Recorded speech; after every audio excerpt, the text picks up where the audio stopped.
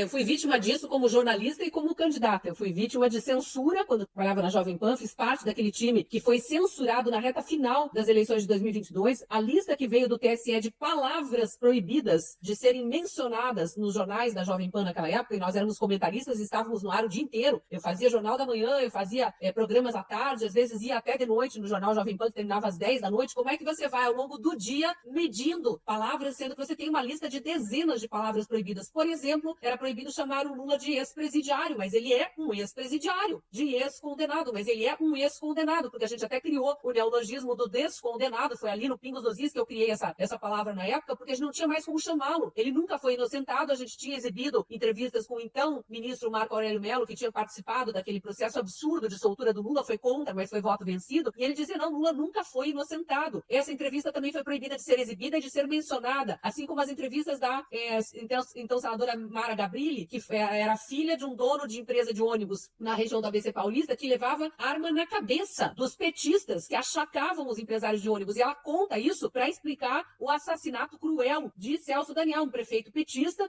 numa circunstância jamais esclarecida e que teve 7, 8 testemunhas depois assassinadas na sequência. Esse episódio foi porão das investigações, porque os delegados foram sendo trocados, enfim, entrevista proibida pelo TSE. Então a censura vai vindo em etapas, mas às vezes ela vem a golpes largos, como foi esse contra a Jovem Pan na época das eleições, insisto, o segundo turno das eleições de 2022. Eram tantas proibições que a emissora impôs uma autocensura e nos colocou fora do ar por 10 dias, bem na reta final das eleições. Então o eleitor, ele foi impedido de ter acesso a informações verdadeiras, a opiniões legítimas, e ficou aquele monte de comentarista esquerdista no ar, que foram os que não usavam essas palavras, porque eles acobertavam a verdade, eles descontextualizavam as questões da soltura do Lula e tal, para fingir que aquela eleição era legítima. O que aconteceu no dia seguinte das eleições? E a gente tem a declaração da ministra Carmen Lúcia, que na época fazia parte também, aliás, ainda faz, do corpo de ministros do TSE, do Tribunal Superior Eleitoral, além de pertencer ao STF, também estava no TSE, está ainda, e ela dizendo, vamos censurar, é censura, mas só até segunda-feira. Segunda-feira era o dia seguinte das eleições. Sabe o que aconteceu naquela segunda-feira? 31 de outubro de 2022? Eu, Augusto Nunes, nossa colega aqui, Fabiana Barroso, Caio Coppola, Guilherme Fiuza, alguns dos principais nomes dos comentaristas da Jovem Pan, tivemos nossos contratos rescindidos.